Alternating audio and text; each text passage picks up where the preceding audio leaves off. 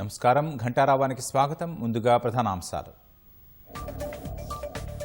విపక్ష సభ్యులైన అభివృద్ధిలో వివక్ష చూపబోనన్న సీఎం. అన్ని నియోజకవర్గాలను సమాన దృష్టితో చూస్తానని వ్యాఖ్య.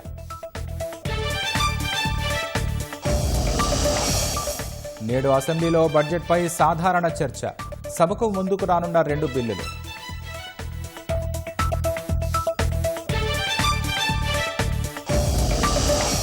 ప్రతిదాడులతో విరుచుకుపడుతున్న ఇరాన్. విద్యుత్ కేంద్రాల జోలికొస్తే హార్ముజ్ను మూసివేస్తామని హెచ్చరిక.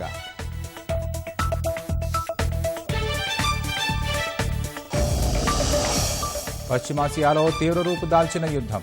ఇరాన్పై ఇజ్రాయెల్, అమెరికా క్షిపణుల వర్షం.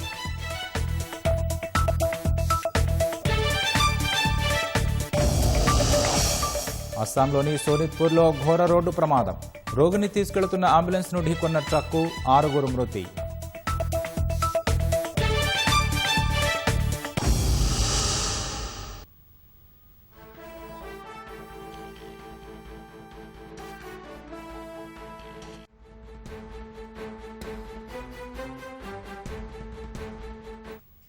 తాజా అంశాన్ని చూస్తున్నాం. రంగారెడ్డి జిల్లా షాద్నగర్లో జరిగిన శోభ హత్య కేసులో విస్తుపోయే నిజాలు బయటకు వస్తున్నాయి. మహబూబ్నగర్ వీరన్నపేటలో ఉంటున్న శోభ, నరసింహులో శనివారం ఇద్దరి మధ్య ఘర్షణ జరిగినట్లు పోలీసులు భావిస్తున్నారు.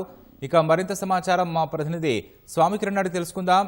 స్వామికిరణ్, చెప్పండి, శోభ హత్య కేసు వివరాలేంటి? ఎందువల్లే ఈ హత్య జరిగినట్లు పోలీసులు భావిస్తున్నారు? నిన్న షాద్నగర్ రంగారెడ్డిగూడలో జరిగినటువంటి ఈ శోభ అనే మహిళ హత్య విషయంలో కొంత కొత్త విషయాలు వెలుగులోకి వస్తున్నాయి. నిన్న రంగారెడ్డిగూడలో మనకి శోభ మృతదేహంతో పాటు ఆ చిన్నారిని కూడా అర్ధరాత్రి అక్కడనే వదిలేసి అక్కడ వెళ్ళిపోయారు. ఇది అనుమానాస్పదంగా హత్య కేసు కింద అక్కడ షాద్నగర్ సంబంధించినటువంటి పోలీసులు కేసు నమోదు చేయడం జరిగింది. అయితే ఈమెను మహబూబ్ నగర్ జిల్లా కేంద్రంలో వీరన్నపేటలో హత్య చేసినట్టుగా మనకు ప్రాథమికంగా వస్తున్నటువంటి సమాచారం. పోలీసులు దీన్ని అధికారికంగా ధృవీకరించాల్సి ఉంది. అయితే మనకు సమాచారం ఉన్నంత మేరకు ఈ శోభ అనే ఆమె గతంలో అంటే బ్యాక్గ్రౌండ్కి వెళ్తే మనం ఈ రంగారెడ్డి గూడకు చెందినటువంటి శోభ మహబూబ్ నగర్ జిల్లా కోయల్కొండకు సంబంధించినటువంటి ఒక వ్యక్తితో మ్యారేజ్ జరిగింది. ఆ తర్వాత వాళ్ళకి 7 ఏళ్ల కుమారుడు ఉన్నాడు. ఆ గొడవలతో భర్తతోటి ఆమె విడిపోయింది. ఆ విడిపోయిన తర్వాత అదే గ్రామానికి చెందినటువంటి నరసింహులు అనేటువంటి వ్యక్తితో కూడా ఆమె కొద్ది రోజులుగా సహజీవనం చేస్తుంది. సహజీవనం చేస్తున్నటువంటి క్రమంలో వీళ్లకు చిన్నారి ఒక మమత అనే అమ్మాయి కూడా పుట్టింది. ఈ మమత అనే అమ్మాయితో కలిసి వీళ్ళు మహబూబ్ నగర్ లో కలిసి ఉంటున్నట్టుగా మనకు ఉన్నటువంటి సమాచారం ఉంది. అయితే ఈ శోభ నిన్న హత్యకు గురైంది, ఒకేసారిగా హత్యకు గురైంది. అయితే ఈ హత్య కేసు విషయంలో కొన్ని అంటే ముఖ్యమైనటువంటి విషయాలు మనకు దానికి సంబంధించినటువంటి CCTV దృశ్యాలు కూడా ఆ లోకల్ గ్రూపుల్లో కొంత వైరల్ గా మారడం జరిగింది. నర్సింగ్లు వీరన్నపేటలో ఒక గదిలోకి ఈ చిన్నారితో పాటు శోభతో సైకిల్ అంటే వీళ్ళకి సైకిల్ కొనిస్తానని చెప్పేసి తీసుకువచ్చాడు. సైకిల్ కూడా కొనిచ్చాడు. ఈ సైకిల్ తో వీరన్నపేటలో ఉన్నటువంటి ఒక వీధిలోకి వెళ్తున్నటువంటి CCTV దృశ్యాలు మనకు లభించాయి. అయితే ఈ సాయంత్రం ఈ వీళ్లతో పాటు ఆ వీరన్నపేటలో ఉన్నటువంటి అద్దెకుంటున్నటువంటి గదిలోకి వెళ్ళినటువంటి శోభ ఆ తర్వాత బయటికి రాలేదు. కానీ రాత్రి 2 గంటల సమయంలో, సుమారు 2 గంటల 9 నిమిషాల సమయంలో అదే నరసింహులు అనేటువంటి వ్యక్తి తన బైక్ మీద ముందు ఒక బరువైనటువంటి బస్తా లాంటి నిర్మాణంలో బస్తా లాంటివి వేసుకొని చిన్నారిని కూడా దాని మీద ఎక్కించుకొని తిరిగి అంటే ఆ గల్లీలోంచి బయటికి వస్తున్నటువంటి CCTV దృశ్యాలు కూడా లోకల్ గ్రూపుల్లో వైరల్ కావటం జరిగింది. ఈ దృశ్యాలన్నీ కూడా బయటకు వచ్చాయి. ఈ హత్య కేసు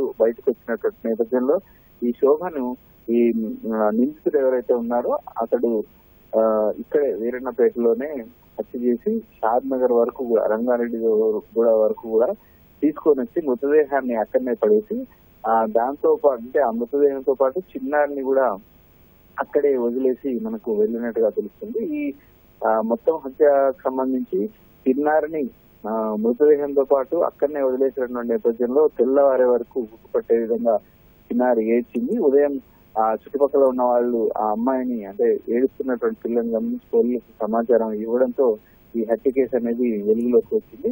ఈ దర్యాప్తు ముమ్మరం చేసినటువంటి పోలీసులు నిందితులు ఎవరో కనుక్కునేటువంటి పనిలో పడ్డారు. అధికారికంగా అంటే ఈ హత్య ఎక్కడ జరిగింది, ఎక్కడ చంపేసి అక్కడ పడేశారు, లేకపోతే ఇక్కడే చంపేసి వదిలేశారు, ఎవరు చంపారు అనే విషయంలో పోలీసులు ప్రస్తుతం దర్యాప్తు కొనసాగిస్తున్నారు. ఈ నేపథ్యంలోనే బయటకు వచ్చినటువంటి ఈ సీసీటీవీ ఫుటేజ్ దృశ్యాలు అనేవి కొంత కలకలం వేస్తున్నాయి. అయితే ఈ తీసుకెళ్లింది శోభ ప్లస్ చిన్నారి, ఆ అమ్మాయి తీసుకెళ్లింది అక్కడ ఏం జరిగింది, వాళ్ళిద్దరి మధ్యన ఏదైనా గొడవలు ఉన్నాయా, ఏ కారణం చేత ఏమైనా హత్య చేయాల్సిన అవసరం వచ్చింది అనేది కూడా ప్రస్తుతం పోలీసులు దర్యాప్తు చేస్తున్నట్టుగా మనకు తెలుస్తుంది. అయితే ఎవరైతే నిందితులు ఉన్నారో అతను పోలీసుల అదుపులో ఉన్నట్టుగా కూడా మనకు సమాచారం ఉంది. అయితే ఇదంతా పోలీసులు అధికారికంగా వెల్లడించాల్సిన అవసరం ఉంది. ఎందుకంటే ప్రస్తుతానికైతే దర్యాప్తు అనేది ముమ్మరంగా కొనసాగుతుంది. ఈ అంటే ఇక్కడ హత్య చేసి ఆ మృతదేహాన్ని బైక్ పై పెట్టుకొని సుమారు 50-60 కిలోమీటర్లు ఆ చిన్నారితో సహా మృతదేహాన్ని ప్రయాణించి అక్కడ పడేసినట్టుగా మనకు తెలుస్తుంది. ఈ వివరాలన్నీ కూడా పోలీసులు అధికారికంగా ఇంకా వెల్లడించాల్సింది. మొత్తంగా ఉమ్మడి మహబూబ్ నగర్ జిల్లాకు సంబంధించినటువంటి హత్య కేసు సంచలనం రేపుతుంది. ధన్యవాదాలు స్వామి కిరణ్.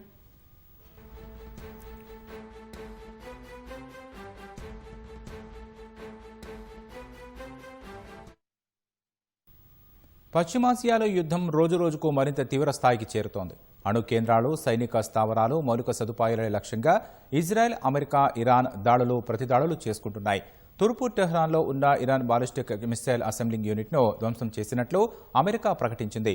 అటు విద్యుత్ కేంద్రాలపై దాడులు చేస్తామన్న అమెరికా అధ్యక్షుడు ట్రంప్ హెచ్చరికలను ఇరాన్ ఖండించింది. విద్యుత్ కేంద్రాలను లక్ష్యంగా చేసుకుంటే హార్ముజ్ను పూర్తిగా మూసివేస్తామని స్పష్టం చేసింది. ఇరాన్ నుంచి యావత్ ప్రపంచం భద్రతకు ముప్పు పొంచి ఉందని, అందుకే అందరి తరపున ఆ దేశంపై పోరాడుతున్నామని ఇజ్రాయెల్ ప్రధాని నెతన్యాహు అన్నారు. ఇజ్రాయెల్, గల్ఫ్ దేశాల్లోని అమెరికా స్థావరాలే లక్ష్యంగా ఇరాన్ దాడులు తీవ్రతరం చేసింది. ఇజ్రాయెల్పైకి పదుల సంఖ్యలో ఇరాన్ క్షిపణులు ప్రయోగించిందని ఆ దేశం వెల్లడించింది. వాటిని అడ్డుకునేందుకు ఇజ్రాయెల్ ఎయిర్ డిఫెన్స్ వ్యవస్థ సమర్థవంతంగా పనిచేస్తోందని తెలిపింది. సెంట్రల్ ఇజ్రాయెల్పై ఇరాన్ క్లస్టర్ బాంబులతో దాడులు చేసింది. టెల్ అవీవ్ సహా దాని సమీప నగరాల్లో ఈ పేలుడు పదార్థాల కారణంగా 36 మంది గాయపడ్డారు. వారిలో 19 మంది చిన్నారులే. ఇజ్రాయెల్ అణు పరిశోధనా కేంద్రాలపై ఇరాన్ ప్రయోగించిన క్షిపణుల్ని తమ గగనతల రక్షణ వ్యవస్థలు గుర్తించినప్పటికీ వాటిని అడ్డుకోలేకపోవడంపై దర్యాప్తు జరుపుతున్నట్లు ఇజ్రాయెల్ అధికారులు వెల్లడించారు. తాజా దాడుల్లో అణు పరిశోధనా కేంద్రం దెబ్బతినలేదని తెలిపారు. అటు ఇజ్రాయెల్ గగనతలానికి ప్రస్తుతం రక్షణ లేదన్నారు. ఇకపై తాము చేసే దాడులో వాషింగ్టన్, టెల్ అవీవ్లను ఆశ్చర్యపరుస్తాయని ఇరాన్ సైనికాధికారులు పేర్కొన్నారు. ఇజ్రాయెల్ ఆక్రమిత ప్రాంతాల గగనతలంలో తమ క్షిపణులు ఆధిపత్యం ప్రదర్శిస్తున్నాయని ఇరాన్ ఐఆర్టీసీ ఏరోస్పేస్ ఫోర్స్ అధిపతి మేజర్ జనరల్ సయ్యద్ మజీద్ మూసావి అన్నారు.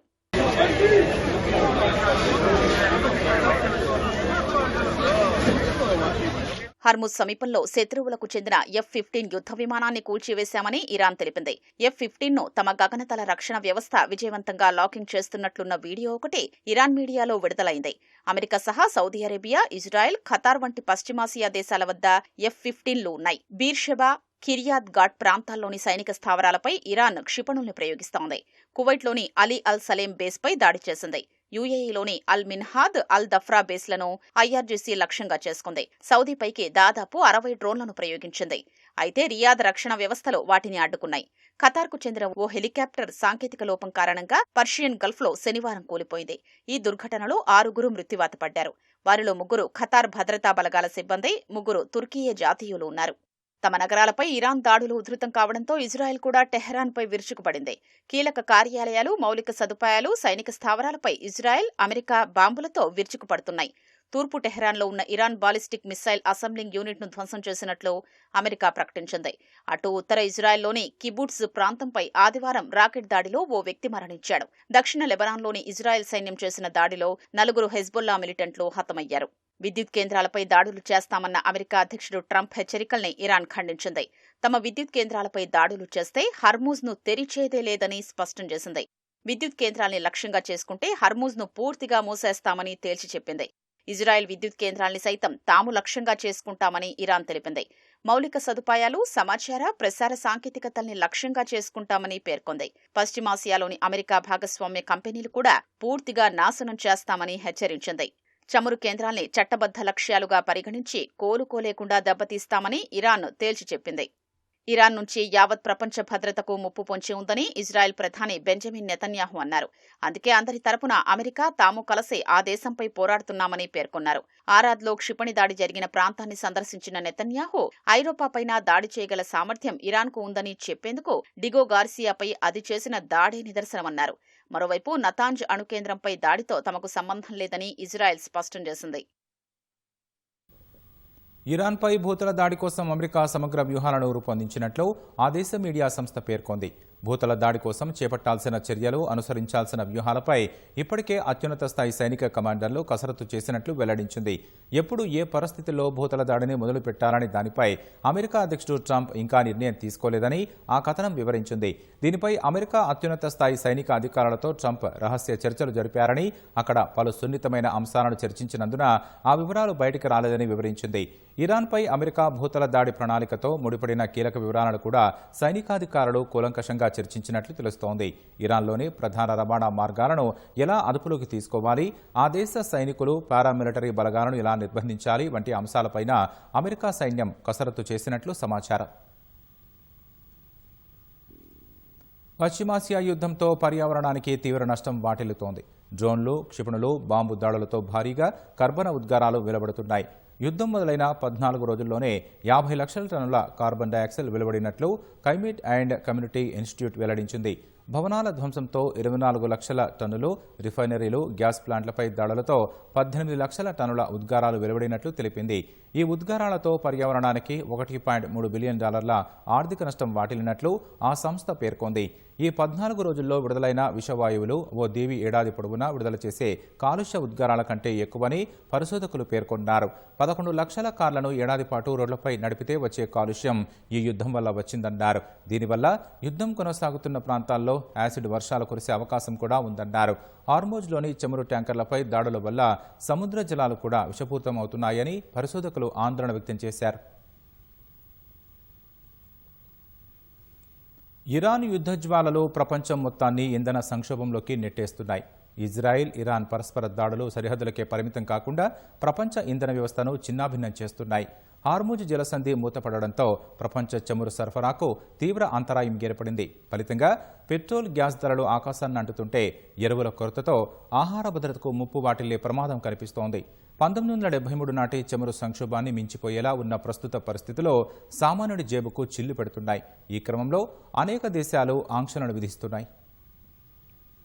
ఇరాన్ యుద్ధం ప్రపంచ ఇంధన వ్యవస్థకు పీడకలగా మారింది. ప్రజలు ఇంధనం కోసం అధికంగా ఖర్చు చేయడం సహా వినియోగాన్ని తగ్గించుకోవాల్సిన దుస్థితి ఏర్పడింది. హర్మూజ్ జలసంధి మూతవేతతో ప్రపంచ చమురు, ఎల్పీజీ సరఫరాలో 20% నిలిచిపోయింది. ఇన్ని ఇబ్బందులు ఎదురవుతున్నప్పటికీ ఇజ్రాయెల్, ఇరాన్ గ్యాస్, చమురు శుద్ధి కేంద్రాలు, టెర్మినల్స్ పైనే దాడులు చేసుకుంటున్నాయి. ఇరాన్లోని సౌత్ పార్స్ గ్యాస్ ఫీల్డ్స్ పై ఇజ్రాయెల్ దాడి చేయగా ఖతార్లోని రస్లాప్పాన్ను ఇరాన్ దెబ్బకొట్టింది. రస్లాప్పాన్ దెబ్బతినటంతో ప్రపంచ సరఫరాలో 3% సమానమయ్యే 12.8 మిలియన్ టన్నుల ఎల్పీజీ ఉత్పత్తి 5 ఏళ్ల పాటు నిలిచిపోతుందని ఖతార్ తెలిపింది. కేంద్రాల మరమ్మతులకే కొన్నేళ్లు పడుతుందని ఆయా దేశాల పరిశ్రమలు అంచనా వేస్తున్నాయి. 1973లో అరబ్ చమురు ఆంక్షల వల్ల తలెత్తిన ఇంధన సంక్షోభాన్ని మించిపోయేలా చరిత్రలోనే అత్యంత ఘోరమైన ఇంధన సంక్షోభం తలెత్తే అవకాశముందని ఐఈఏ హెచ్చరించింది.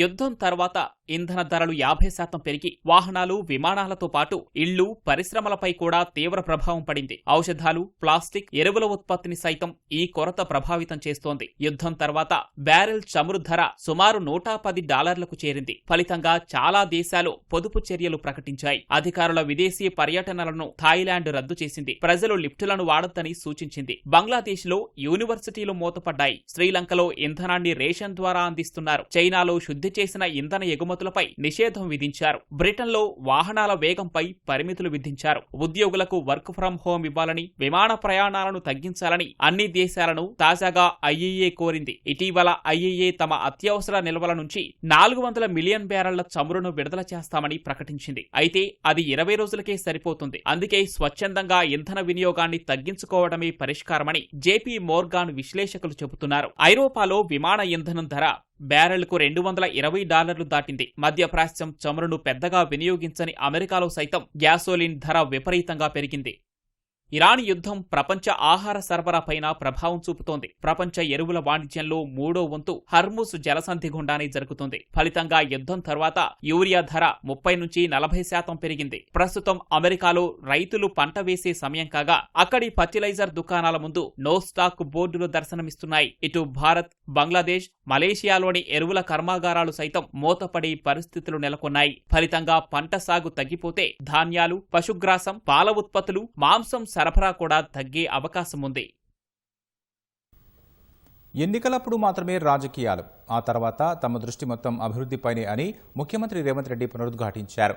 అభివృద్ధిని అడ్డుకునే వారిని ఉపేక్షించబోమని హెచ్చరించారు.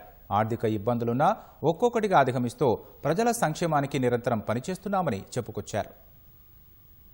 2047 రైజింగ్ తెలంగాణ లక్ష్యంగా ప్రభుత్వం ప్రణాళికలు రచిస్తూ ముందుకు వెళ్తుంటే ప్రతిపక్షాలు కాళ్లలో కట్టెలు పెడుతున్నాయని ముఖ్యమంత్రి రేవంత్ రెడ్డి విమర్శించారు. ప్రపంచంలో రాష్ట్రాన్ని అగ్రపదాన నిలపాలన్న తమ ఆలోచనలకు అడ్డుతగులుతున్నారని మండిపడ్డారు. సిద్దిపేట జిల్లా నంగునూరు మండలం నర్మెటలో నూతనంగా నిర్మించిన ఆయిల్ పామ్ ఫ్యాక్టరీని ముఖ్యమంత్రి రేవంత్ రెడ్డి మంత్రులతో కలిసి ప్రారంభించారు. అనంతరం ఏర్పాటు చేసిన సభలో రైతు భరోసా నిధులు తొలి విడతగా 3,600 కోట్ల రూపాయలు విడుదల చేశారు. ఎన్ని ఇబ్బందులు ఉన్నా రైతు సంక్షేమ కార్యక్రమాలను కొనసాగిస్తామన్న సీఎం రైతు భరోసా నిధులను 45 రోజుల్లో మొత్తం 3 విడతల్లో పూర్తి చేస్తామన్నారు. ఎన్నికలప్పుడే రాజకీయాలని, తర్వాత అభివృద్ధే తమ విధానమని స్పష్టం చేశారు.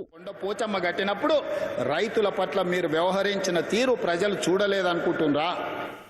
ఈరోజు మూసీలో పేదల మీద మీ ముసలి కన్నీరును ప్రజలు అర్థం చేసుకుంటలేరని మీరు అనుకుంటున్నారా? రాజకీయాల కోసం మాట్లాడాలి, ప్రజల మేలు కోసం మాట్లాడాలి, కానీ ఏమీ జరగొద్దు, అడ్డుకోవాలి, వీళ్ళు ఏమి చెయ్యొద్దు, వీళ్ళనేమి చెయ్యనియొద్దు అంటే ఇది ప్రజల పట్ల పగతో వ్యవహరించినట్టే. ప్రతిపక్షం బాధ్యత అది కాదు.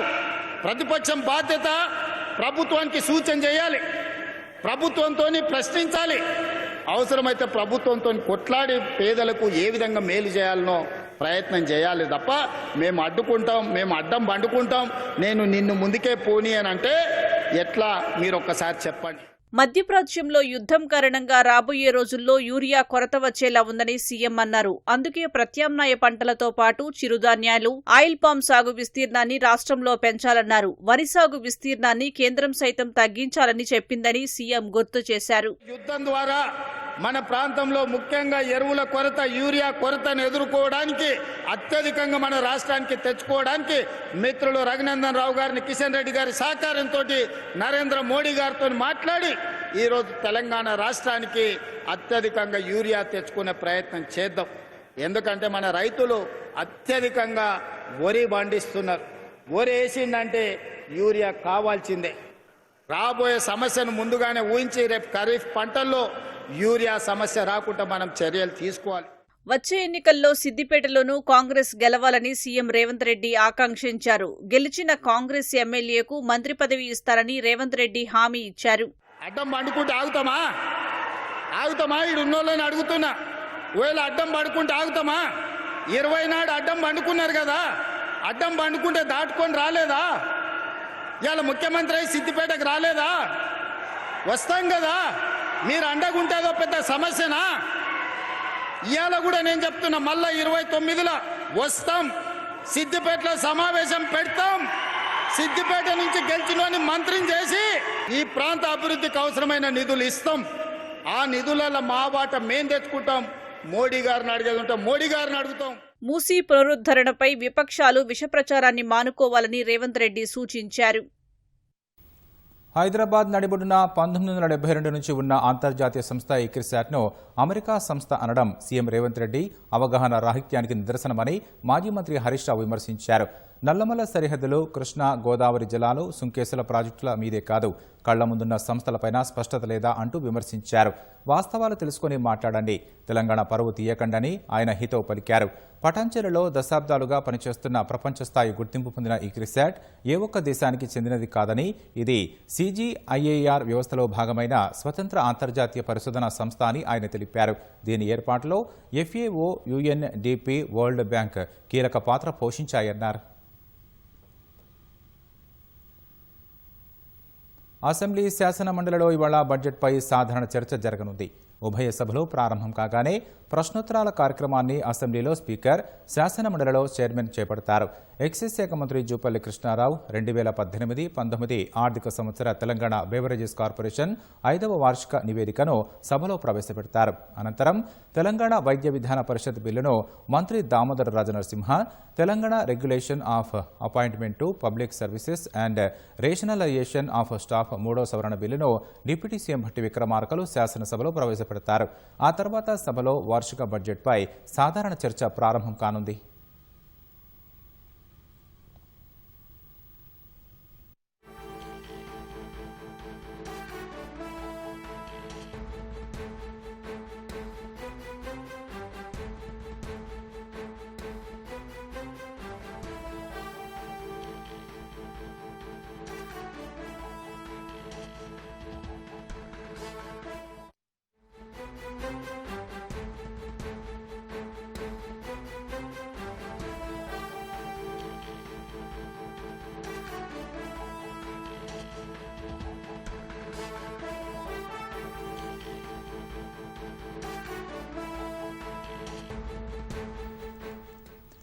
తాజా అంశాన్ని చూస్తున్నాం. ఇరాన్ యుద్ధ ప్రభావం దేశీయ స్టాక్ మార్కెట్లపై కొనసాగుతోంది.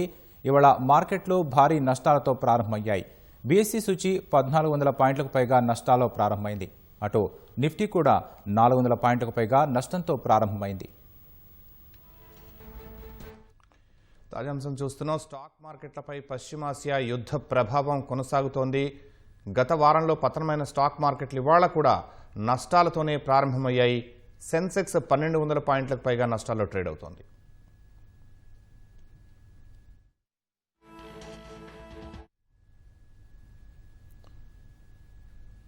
ఇక ఇదే అంశంపై మరింత సమాచారం స్టాక్ మార్కెట్ విశ్లేషకులు సుందర్రామరెడ్డిని అడిగి తెలుసుకుందాం. సుందర్రామరెడ్డి గారు నమస్తే అండి. స్టాక్ మార్కెట్ల పతనానికి కారణాలు ఏం కనిపిస్తున్నాయి? ప్రపంచవ్యాప్తంగా అన్ని మార్కెట్లు డౌన్ లో ఉన్నాయండి. ఈ వార్ ఎఫెక్ట్ అయిపోయేంత వరకు కూడా ఇది స్టేబుల్ అయ్యేలా లేదు. అండ్ పర్టికులర్ గా India crude basket almost $156 దాటిపోయిందండి. 2 months back అది $60 ఉండేది, ఇప్పుడు కరెక్ట్ $156 అని చెప్పి డబుల్ అవుతుంది క్రూడ్ ఆయిల్ బిల్ ఇండియాకి. ఇది ప్రొలాంగర్ కంటిన్యూ కనుక అయితే $1 ఈక్వల్ టు ఆల్మోస్ట్ 15,000 కోట్లు ఇంపోర్ట్ కాస్ట్ పెరిగిద్దండి. అంటే నిన్న ఒక్కరోజు అది మూవ్కే ఆల్మోస్ట్ ఇండియన్ మార్కెట్ 1,50,000 కోట్లు ఆయిల్ బిల్ పెరిగిపోతుంది అనమాట. ఇది ఎంతకాలం కంటిన్యూ అవుతే అంత ఎఫెక్ట్ ఎక్కువ ఉంటుంది. అందుకని ఆయిల్ సెటిల్ అయ్యేంత వరకు కూడా ఈ మార్కెట్ డౌన్ సైడ్ పోయే ఛాన్స్ ఎక్కువ ఉంటుంది. అంటే ఇటు బంగారం రేట్లు ఇన్ఫ్లేషన్తో పడిపోవటం చూస్తూ ఉన్నాం, స్టాక్ మార్కెట్లు పడిపోవడం చూస్తూ ఉన్నాం. అసలు ప్రపంచం ఈ యుద్ధ మేఘాలు ఎప్పుడు సద్దుమణుగుతాయి, ఎక్కడ దాకా వెళ్లే ఛాన్స్ ఉంది మార్కెట్లు? బేసికల్లీ ఇది కోవిడ్ కన్నా ఇంకా సివియర్ ఎఫెక్ట్ ఉందండి. యుద్ధం ఈ రోజు ఆగినా సరే ఈ సప్లై చైన్ డిస్టర్బెన్స్ మళ్ళీ సెట్ అవ్వడానికి చాలా టైం పడుతుందండి. ఎందుకంటే ఈ క్రూడ్, న్యాచురల్ గ్యాస్ ఇవన్నీ కూడా స్టక్ అవటం వల్ల పెట్రోకెమికల్స్ కావచ్చు, ఫర్టిలైజర్స్ కావచ్చు, అండ్ ఎలక్ట్రికల్ వెహికల్స్ కావచ్చు అన్ని ఎఫెక్ట్ అవుతున్నాయి డైరెక్ట్ గా ఇండైరెక్ట్ గానీ. ఆ పెరిగే స్పీడ్ చూస్తే ప్రపంచం భయపడుతుందండి. ఊహించండి, ఫిబ్రవరి మంత్ స్టార్టింగ్ లో Indian crude oil basket rate $67 అండి. ఇప్పుడు లైవ్ మార్కెట్ లో $156 ఉంది. అంటే లిటరలీ డబుల్ అయింది ఇండియన్ ఆయిల్ బిల్ 2 నెలల్లోనే. ఇది పెరిగే కొద్దీ ట్రేడ్ డిఫిసిట్ పెరుగుద్ది. గల్ఫ్ నుంచి రావాల్సిన డబ్బు మనకి రిడెంప్షన్స్ రాకపోవచ్చు. అండ్ మిగతా సైడ్ ఎఫెక్ట్స్ చాలా ఎక్కువ ఉంటాయండి. అందుకని మార్కెట్ చాలా పానిక్ లో ఉంది. పైగా మనది ఒకటే కాదు, వరల్డ్ వైడ్ అన్ని మార్కెట్స్ ఈ రోజు కొలాప్స్ లో ఉన్నాయండి. అందుకని మార్నింగే అన్ని పట్టణం స్టార్ట్ అవుతుంది. సుందరరామరెడ్డి గారు, ఇప్పుడు వరల్డ్ మార్కెట్స్తో కంపేర్ చేసినప్పుడు భారత మార్కెట్ ఏ స్థాయిలో పతనం అవుతోంది? అంతా కూడా ఇలాగే ఉందా? పానిక్ సిచ్యువేషన్ అయినా? మరి మదుపర్లకు మీరు ఇచ్చే సూచనలు ఏంటి? ప్రపంచం మొత్తం ఇలానే ఉందండి. ఈ రోజు జపాన్ మార్కెట్ చూడండి, లైవ్ మార్కెట్ లో 4% డౌన్ అయిందండి. అండ్ చైనా మార్కెట్ 2.5% డౌన్ అయింది. హాంకాంగ్ మార్కెట్ -4% డౌన్ అయింది. అండ్ కొరియన్ మార్కెట్ -6% డౌన్ అయింది. And Europe market features already -2 లో ట్రేడ్ అవుతున్నాయి. అమెరికన్ ఫీచర్స్ కూడా -0.5 లో ట్రేడ్ అవుతున్నాయి. అంటే పానిక్ అనేది ప్రపంచ వ్యాప్తంగా ఉందండి. యుద్ధానికి ఏదో ఒక పాజిటివ్ సిగ్నల్ వచ్చి అవి సెటిల్ అయితే మేబీ 1 మంత్ తర్వాత మార్కెట్ సెటిల్ అయ్యే ఛాన్స్ ఎక్కువ ఉంది. అందుకని దీని ఎఫెక్ట్ కోవిడ్ కన్నా ఎక్కువ ఉందండి సప్లై చైన్ డిస్టర్బెన్స్. ఇప్పటికే ఇది ఆర్చేది లేదు, తీర్చేది లేదు. ఎందుకంటే ఇన్సూరెన్స్ కంపెనీస్ వాళ్ళు ఇన్సూరెన్స్ ఎక్స్టెండ్ చేయాలి, ప్రొడక్షన్ మళ్ళీ స్టార్ట్ అవ్వాలి, అండ్ సప్లై చైన్ డిస్టర్బెన్స్ అంతా క్లియర్ అవ్వాలి. టేక్ టూ మచ్ టైం అనమాట. మనం అనుకున్న దానికంటే ఈసారి ఎఫెక్ట్ ఎక్కువ ఉండేలాగా ఉంది. అంటే ఇప్పుడు ప్రభుత్వం ఎలాంటి చర్యలు తీసుకుంటోంది? ఇప్పుడు స్వదేశీ పెట్టుబడిదారులు గరిష్టంగా ఎక్కువగా పెట్టుబడులు చేసేవాళ్ళు, అంటే ప్రభుత్వం నుంచి పెట్టుబడులు ఏమైనా ఆపగలుగుతాయా ఈ మార్కెట్ పతనాన్ని? అంటే ఎంతవరకు వెళ్తుంది? మీరు కోవిడ్ అన్నారు కదా, ఆ సిచ్యువేషన్ అంటే 21,000 టచ్ అవుతుందా నిఫ్టీ? మేబీ అండి. ఈ పానిక్ 2-3 రోజులు కంటిన్యూ చేస్తే ఈజీగా టచ్ అయ్యేలాగా ఉంది. ఎందుకంటే అది రోజుకి పర్ డే నిఫ్టీ అనేది ఒక 300 నుంచి 400 పాయింట్ పట్టడం అనేది జస్ట్ నార్మల్ అయిపోయింది. సెన్సెక్స్ 1000 పాయింట్లు పట్టడం అనేది జస్ట్ నార్మల్ అయిపోతుంది. అందుకని వరల్డ్ వైడ్ ఈ పానిక్ ఏదో ఒక పాజిటివ్ సిగ్నల్ వచ్చేంత వరకు డ్రాప్ అవుతూనే ఉంటుంది. అండ్ ఇండియన్ గవర్నమెంట్ వాళ్ళు క్రూడ్ ఎక్కడ పెడితే అక్కడ దొరికినట్టు కొంటున్నారండి. కొంటున్నారు కరెక్టే, కానీ $60 ఎక్కడ 1 మంత్ బ్యాక్ ఉన్న రేటు ఇప్పుడు కొంటున్నది $156 ఎక్కడ. అంటే ఈ రేటు ఏదో ఒక రోజు కన్జ్యూమర్ మీద పాస్ చేస్తారు. ఇన్ఫ్లేషన్ పెరుగుతుంది వరల్డ్ వైడ్ గా, వడ్డీ రేట్లు టైట్ అవుతాయి. ఈ టేక్ ని స్టాక్ మార్కెట్ ఇష్టపడదు. అందుకని స్టాక్ మార్కెట్ ఫ్యూచర్ లో జరిగే అన్సర్టనిటీని ముందే డిస్కౌంట్ చేసుకుంటూ కింద పోతుందండి. రైట్, ధన్యవాదాలు సుందరం రెడ్డి గారు.